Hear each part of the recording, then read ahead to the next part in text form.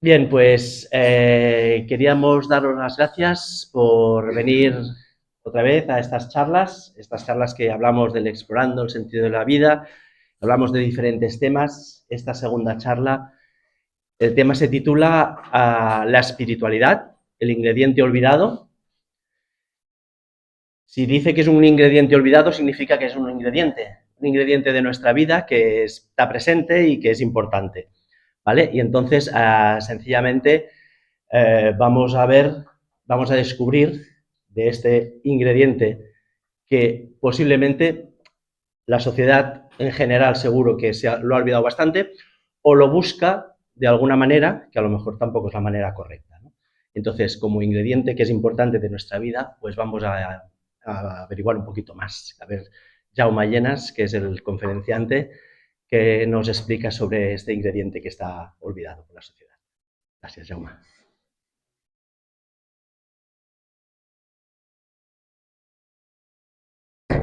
Es un placer de veros una semana más.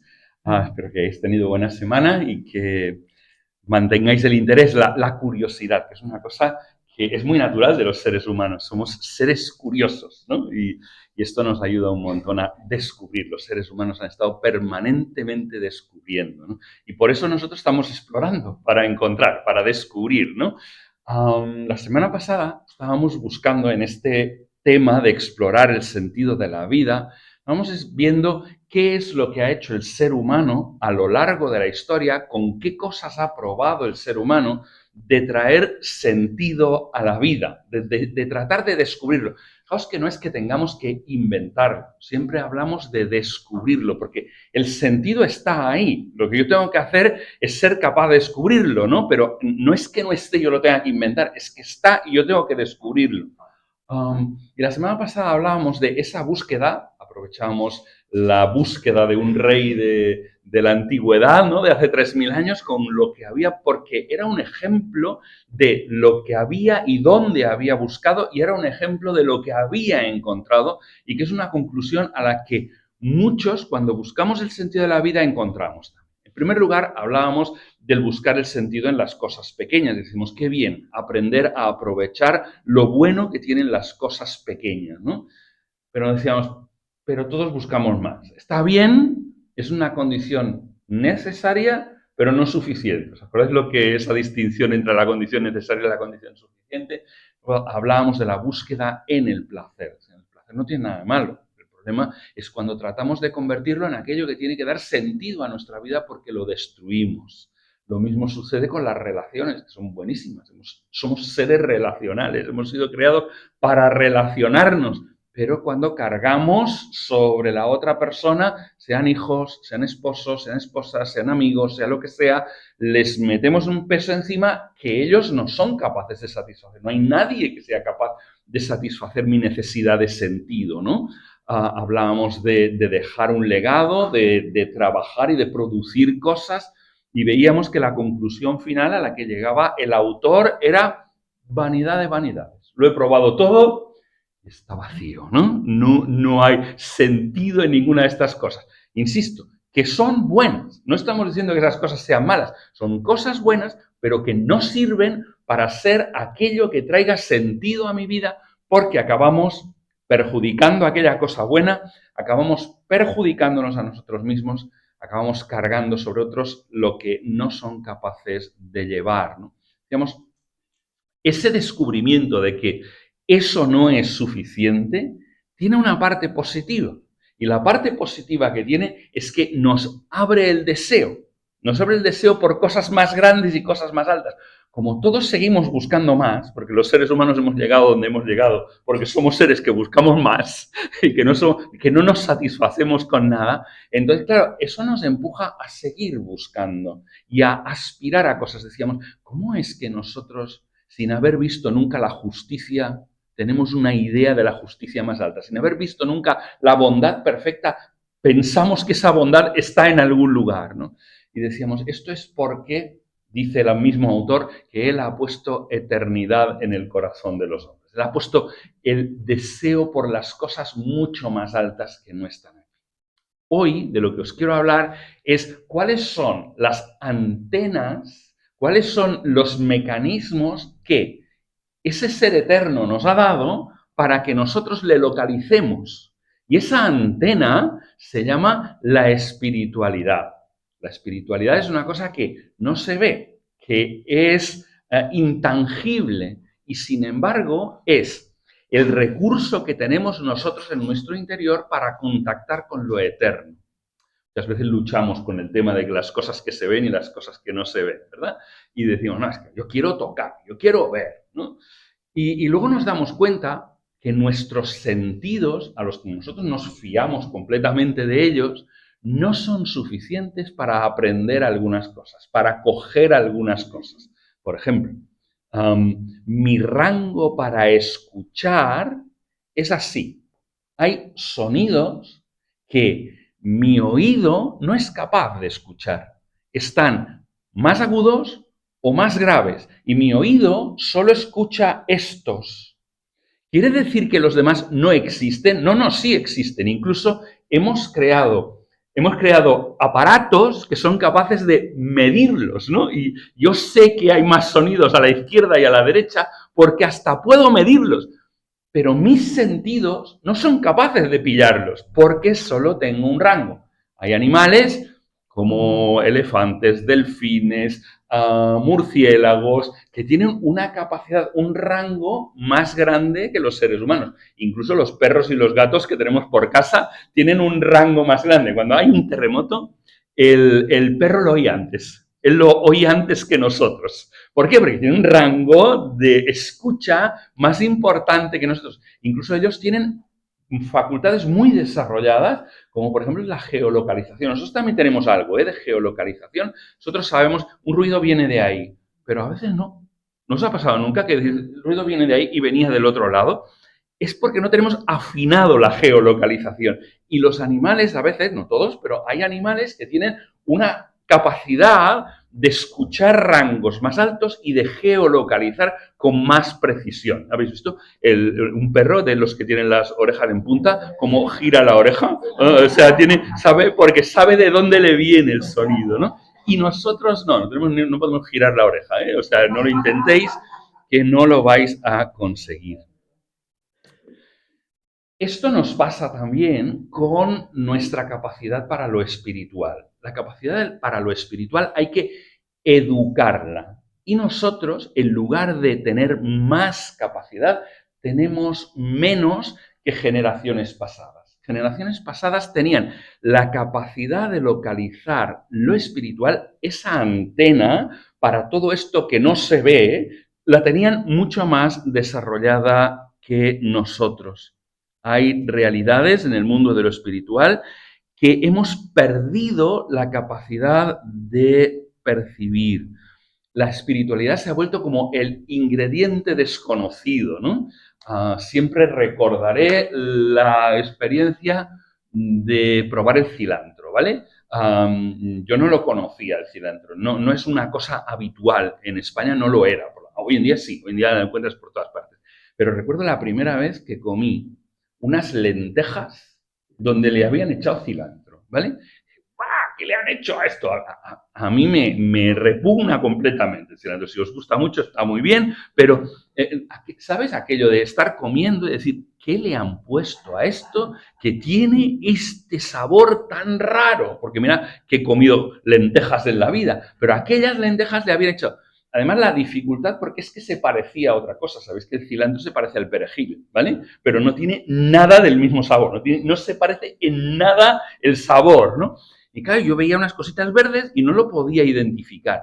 Esto nos sucede un poquito con la espiritualidad. Detectamos, aunque hemos apagado mucho, hemos reducido, una generación no transmitió a la siguiente la capacidad de detectar lo espiritual. Vamos a decir que una generación no entrenó a la siguiente. ¿Y por qué no la entrenó? ¿Qué sucedió entre nosotros? Porque nuestras generaciones pasadas en Europa, en América del Norte, América del Sur, o sea, son gente habituada a la espiritualidad. Pero hoy en día, sobre todo en lo que es el norte global, se está perdiendo esa capacidad? ¿Cómo hemos llegado hasta ahí? ¿Cómo hemos perdido la memoria del ingrediente oculto? Algunos lo han perdido completamente, otros lo han perdido en parte, ¿no?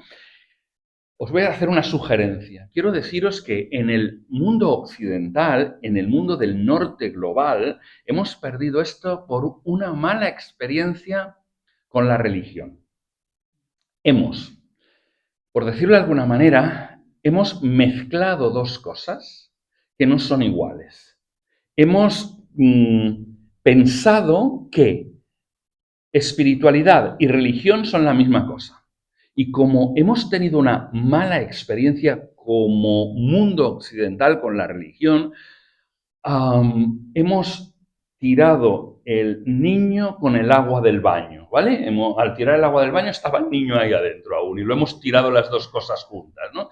Y claro, hoy en día nos pasa en nuestro mundo occidental que tú dices Dios y la gente escucha iglesia.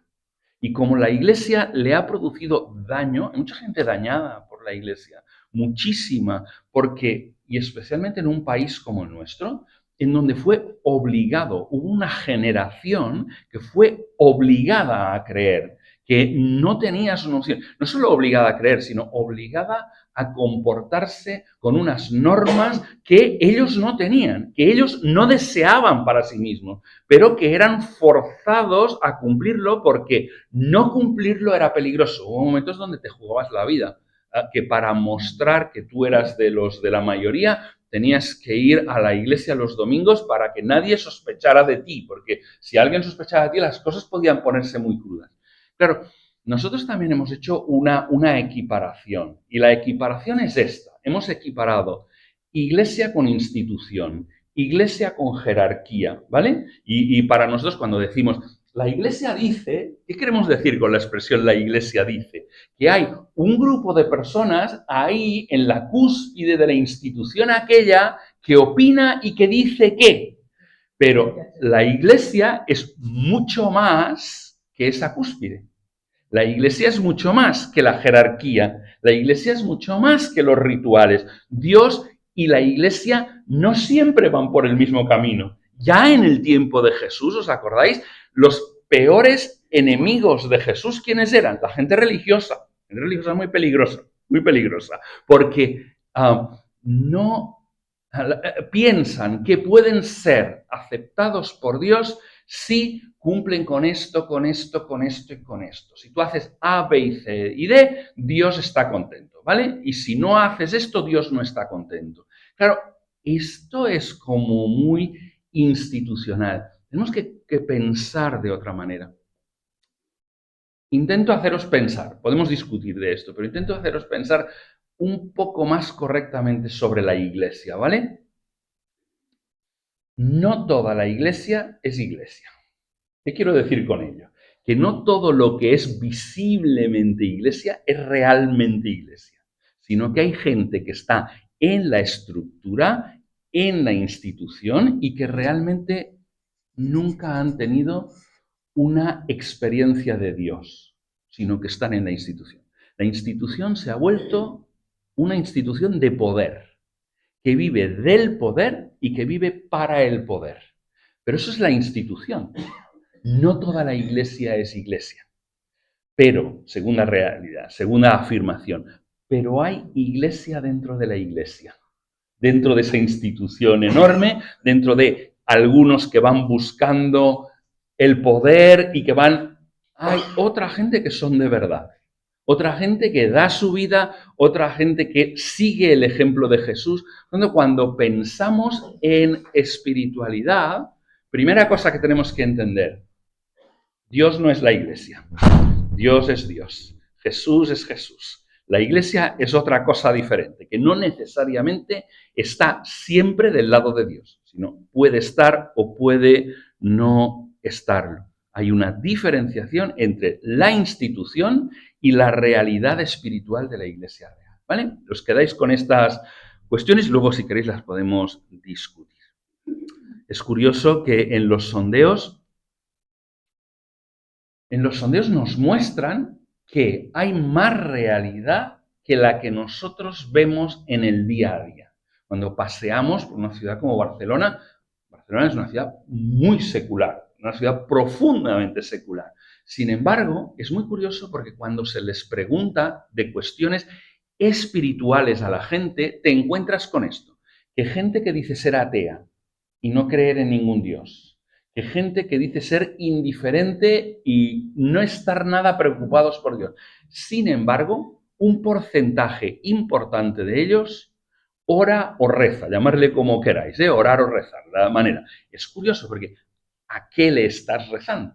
¿A quién le estás rezando? Sin embargo, es porque todos los seres humanos tienen espiritualidad y a veces la descubrimos en momentos de dificultad, cuando estamos bajo presión, cuando sucede algo importante, algo que colapsa nuestras vidas, la pérdida de un ser querido, la pérdida de un trabajo, la pérdida de un piso, las pérdidas muchas veces despiertan esa espiritualidad que estaba ahí escondida.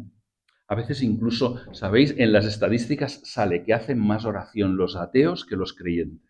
Es como muy curioso, ¿no? El tema es como sorprendente. En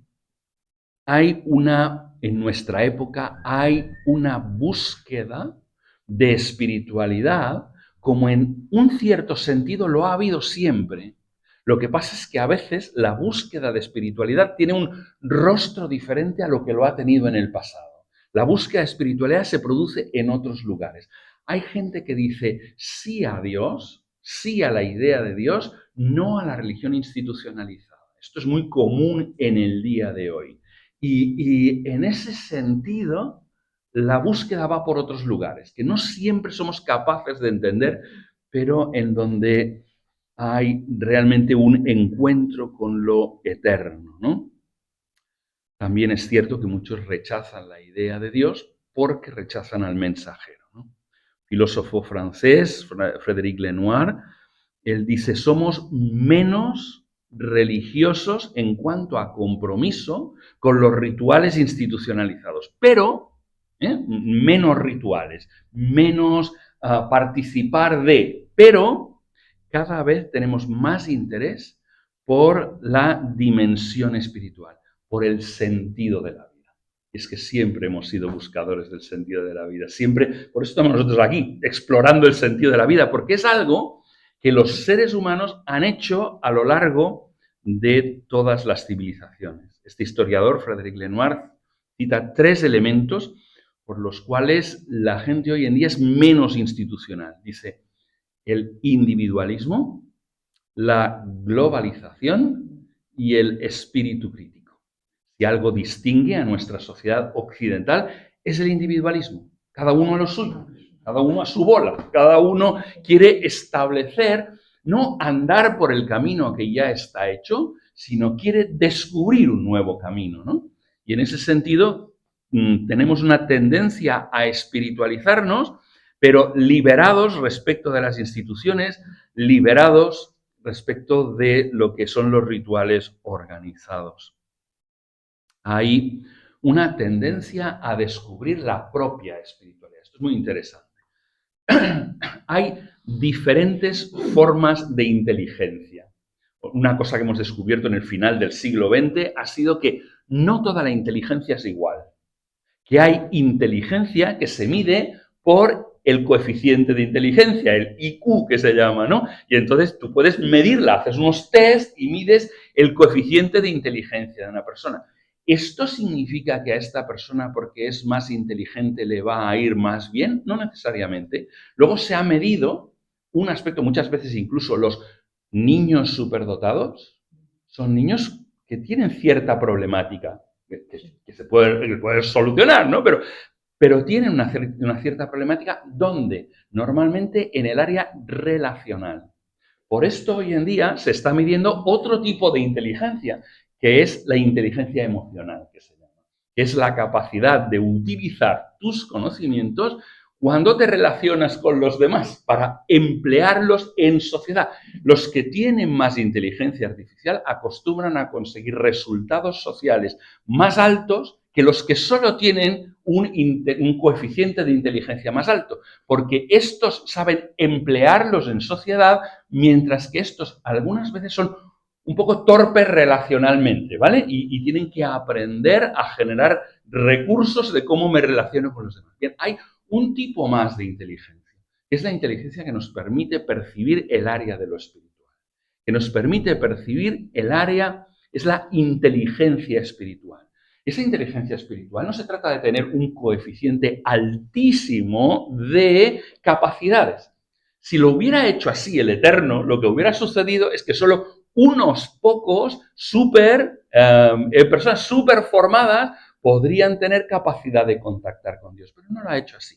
Muchas veces personas muy sencillas, gente que no sabe leer ni escribir, gente que vive en medio de la selva, gente que no ha tenido contacto con otros, tiene inteligencia espiritual, capacidad de percibir lo eterno, capacidad de percibir, y vas a personas en lugares muy sencillos, en lugares donde apenas saben leer, apenas no han tocado un libro en su vida, y sin embargo están conectados de una forma más profunda con toda esa dimensión de lo espiritual que lo estamos nosotros, los seres urbanos de una civilización como Barcelona, ¿no? A veces, porque ellos no han perdido esto. ¿Os habéis fijado que todas las civilizaciones, en todos los tiempos, han tenido un sentido de lo espiritual? ¿Quién lo enseñó? ¿Cuándo lo enseñó? ¿Puede ser que todo eso sea simplemente un reflejo de la creación? ¿Puede ser que todo esto sea un reflejo del Dios que al principio creó al ser humano?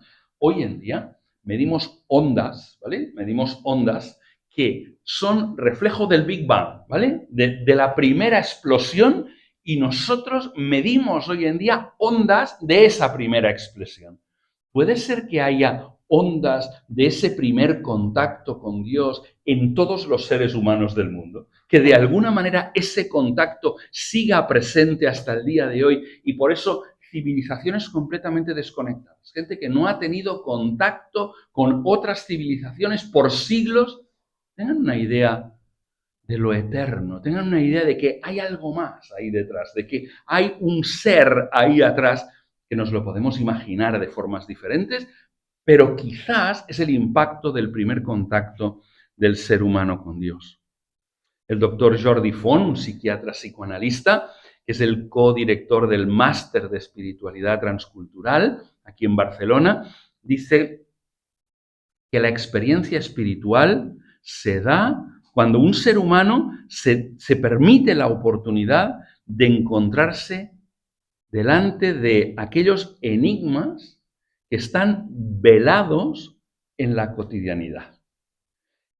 Y esto es una realidad. A veces vivimos nuestra realidad y lo espiritual está como velado. Y la palabra me gusta, la palabra velado, porque se puede descorrer el velo, se puede quitar el velo, pero hay que tomar calma. O sea, las prisas, alguien decía, las prisas no son del diablo, las prisas son el diablo. ¿Entendéis? O sea, el ritmo de vida tan brutal en el que nos hemos metido, ese ruido tan grande en el que nos hemos metido, a veces nos impide descorrer el velo. A veces nos impide parar y ver que detrás hay otra realidad que no estoy percibiendo por mi sentido de velocidad, por mi sentido de las prisas. Él sigue diciendo, en este ejercicio, el encuentro con el enigma de la propia vida nos pide sentido y verdad, de forma que esta búsqueda puede emerger una luz que a veces es tenue, una luz que a veces es muy intensa, que posibilita percibir una nueva dimensión, la de lo desconocido, la del misterio, al cual se reconoce como una fuente de armonía, de paz, de belleza, de bien, de amor. Eso está ahí. Hay que tomarse calma, hay que tomarse pastillas de calma para poder descubrir estas cosas. Hay que tomar tiempo para mirar y ver. ¿No os ha pasado nunca que cuando tomáis un momento de calma descubrís que hay una dimensión más grande? ¿No ha pasado nunca mirando una noche súper estrellada? Aquí en Barcelona no se ven las noches Yo he estado en sitios súper oscuros en la noche donde no había una sola luz natural. Y de golpe descubrías que había mucho más que lo que podías ver aquí. Esto es un poco, cuando tomas calma, es como si te aparecieran, te vas a la montaña y te sientas un rato. Y te sientas una hora tranquilamente. Aquí, Dios mío, sentarse una hora. Pero ahí te sientas una hora y te invade como un sentido de grandeza en lo que estás contemplando. O miras el mar, ¿no? Y dices, Dios mío, esto es enorme, esto es gigantesco, y solo veo un trocito, ¿no? Pero es como cuando si nos tomamos calma, redescubrimos una dimensión. A veces ese descubrimiento de esa fuente de armonía, de paz, de belleza, se manifiesta de una forma callada y tranquila, porque cada uno tenemos la experiencia espiritual de una forma diferente. No hay normas en la experiencia espiritual, sino que ese ser eterno llega a nosotros de formas totalmente distintas. Por eso decía en el texto de Jordi Bono que unas veces casi callada, de otras formas es muy potente. Describiros el encuentro de uno de los grandes filósofos del siglo XVIII, ¿no? Blaise Pascal, un francés, ¿no? Y Blaise Pascal, cuando murió, le sacaron el abrigo que llevaba. Y en el abrigo que llevaba, en la parte interior, llevaba un trocito de papel. Y el papel estaba cosido en el abrigo, ¿sabéis? Y en el papel solo había dos cosas. Una fecha y la palabra feu en francés, que significa fuego. Aquella fecha era el día que él había experimentado a Dios y solo lo describía con una sola palabra, fuego. El encuentro ha sido fuego.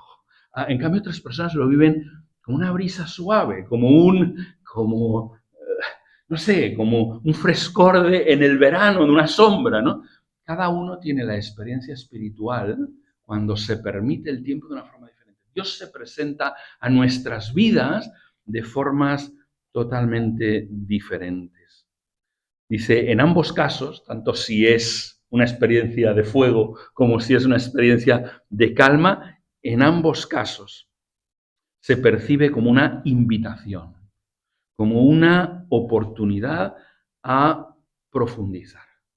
Y este es el mayor riesgo de nuestras vidas, la superficialidad.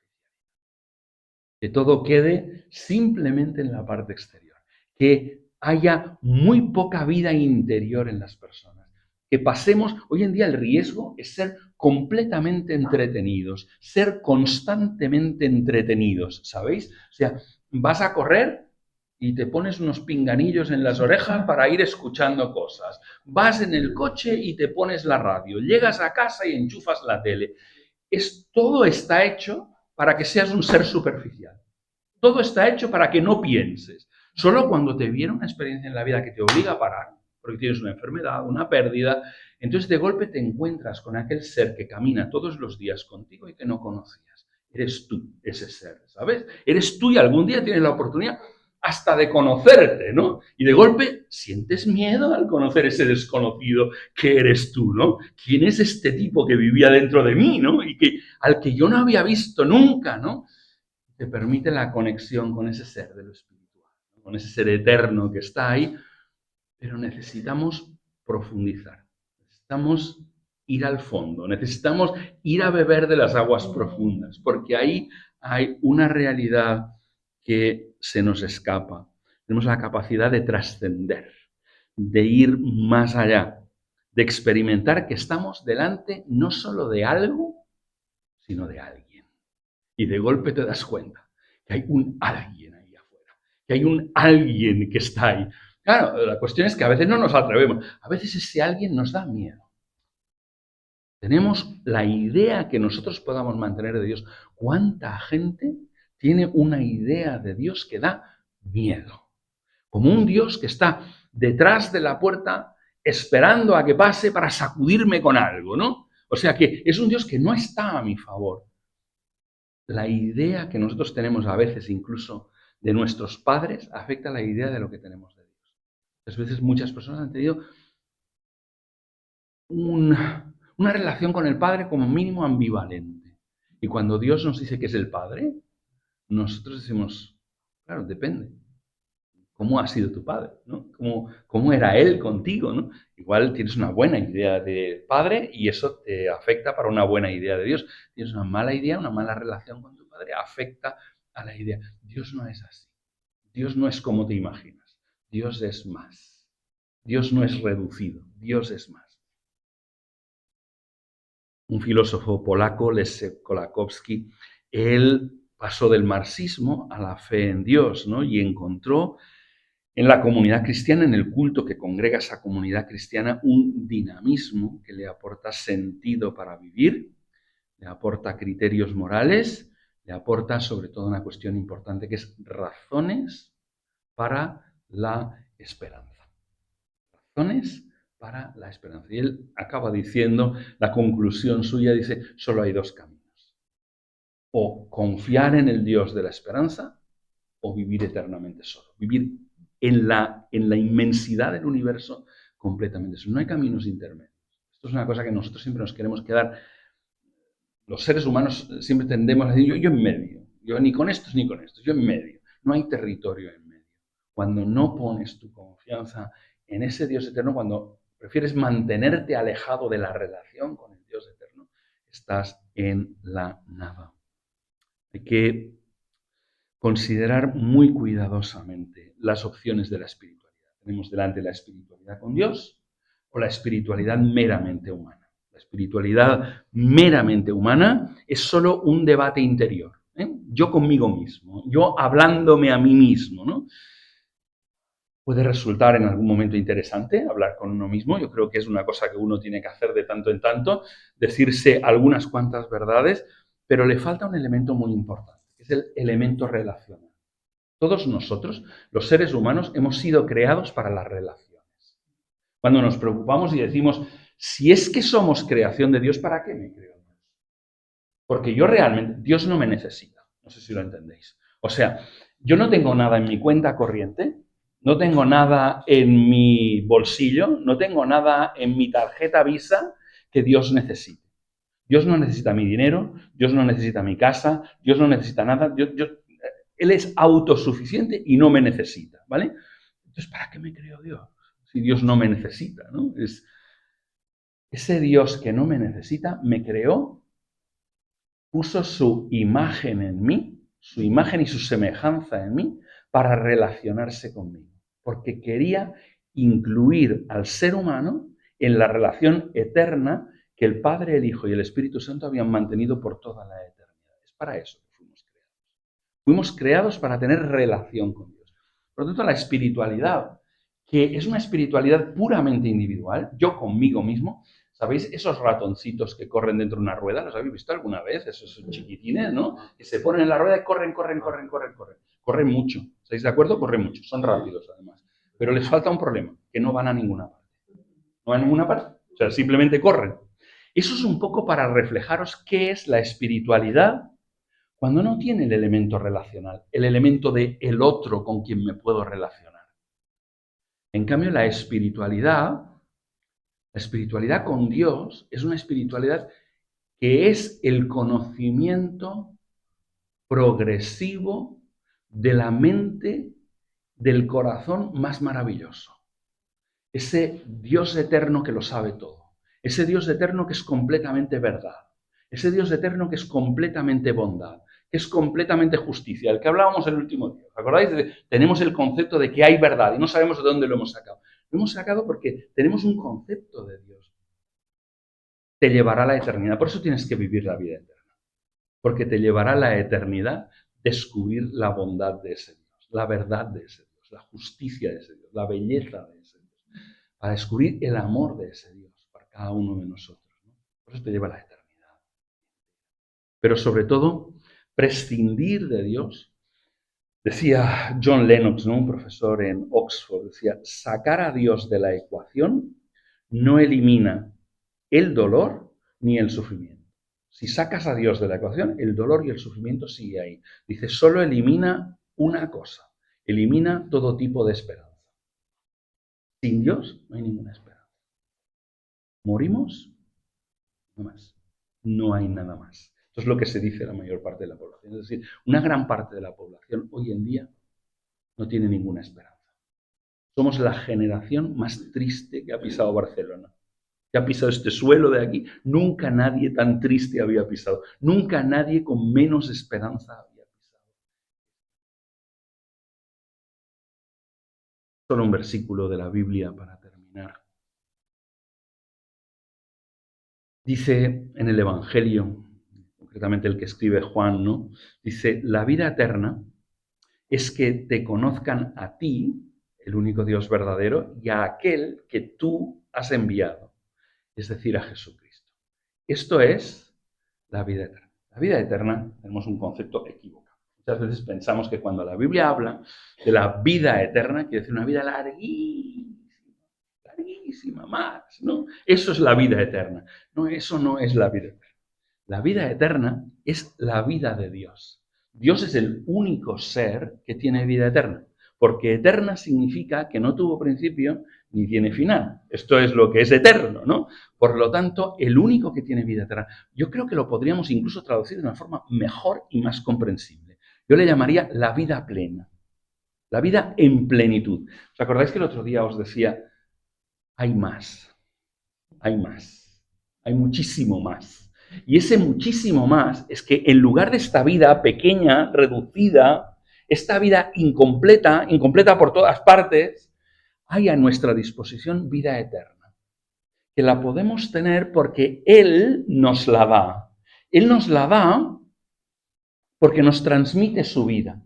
Cuando nosotros entramos en relación con Él, cuando nos relacionamos con ese Dios, Él coge su vida, la vida eterna, y nos la pone en nosotros. Y así es que nosotros podemos tener esa vida plena, esa vida eterna.